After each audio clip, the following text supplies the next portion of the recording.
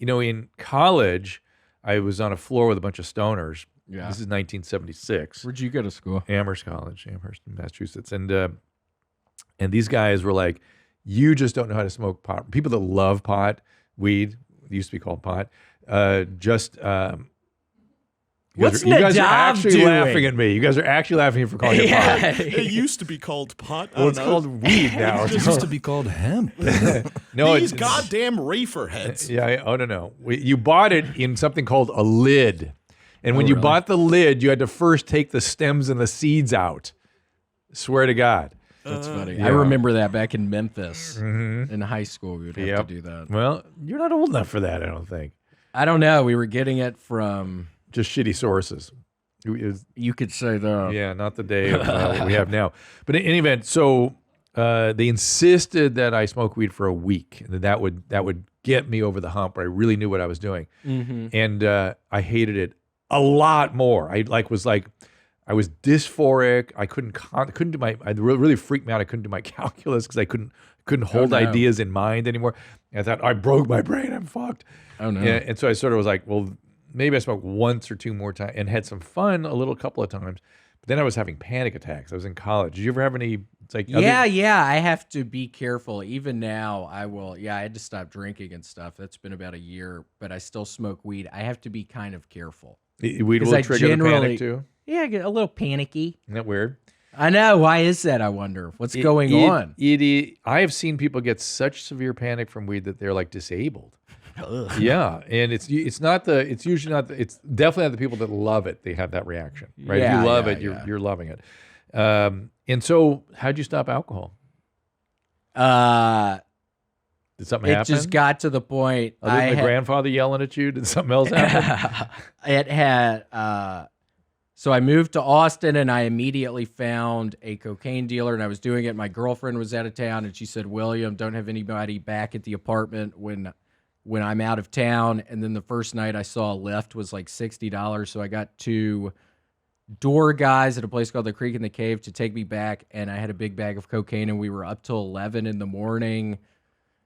And talked to my girlfriend, and she had recently gotten my fucking mom's phone number, and she called my mom, which at the time, I don't know, I was so kind of just beat down. I didn't even really care, but she called Sweet Francis, and I think my parents knew I had an issue with drinking. I don't know if necessarily the cocaine part, but she pretty much spilled the beans on that, and then I just felt real down, and I had already been feeling pretty depressed, and it was just bad. And then I remember the first day I decided to stop drinking, I went to some AA meeting, and it was like raining outside, and there were 5 people in this dingy little room, and I started talking and started crying and just was like, what has happened to my life? This is insane.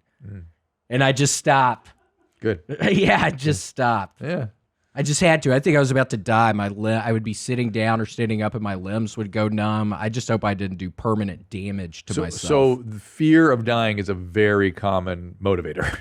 That's when people make a change. When you really are convinced you're going to die, then it's like, oop, it gets easy to change then. And at one point, I had that thought, and I just kind of didn't care about it. But then it got to the point that's the dangerous part, because you can not care, and then there was a time where I just didn't give a shit, kind of. Yeah. Just shitting in my pants out in Reseda, just fucking doing fucking blow all night long, and the grandfather. It was so depressing. So it was so sad. For those of you that maybe haven't experienced the wilds of Reseda, our team here has, because that's used to be where the studios were. And can you imagine living in Reseda, gentlemen? Now, you guys didn't live there at the time, did you? When we were all working together? I mean, I live like 5 minutes down south, yeah. Like towards the mountains, like toward the 134? Right next to the studio. Yeah, it wasn't great. How did you survive that? How did I survive? It's like living. It's like I just think about. I'm broke. I didn't have a choice. Well, no, but you've lived in a glorious house in Austin. I just think of asphalt and cinder blocks when I think of that part of the valley. Yeah, it was hellish at times, but I don't know. I mean, Reseda was fine. I don't have any. Well, it depends where you go. I mean, there's residential parts of it, of course, but yeah, the whole thing was nightmarish, and then I just stopped, and then it was weird doing comedy again because it was like I was doing comedy for the first time just because I got so used to drinking before I go on stage, Yeah. not necessarily getting blackout drunk, but totally drinking, probably doing some key bumps, just getting in the zone. And I had a lot of fun doing that, but then it got to be not fun kind of. And then it was, but yeah, starting to do the comedy again, it was like I was starting over, but now it's totally for the better. But at one point I would have never thought that. Yeah, of course. That's Just, I would have never thought I get it. that I could do it without doing those things. That's that thinking. And you did it as a kid without it.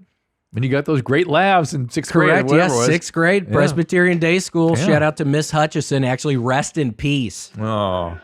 Miss Hutchison is no longer with us. But she had the insight to put you She on had stage the and give you the insight. comedic role.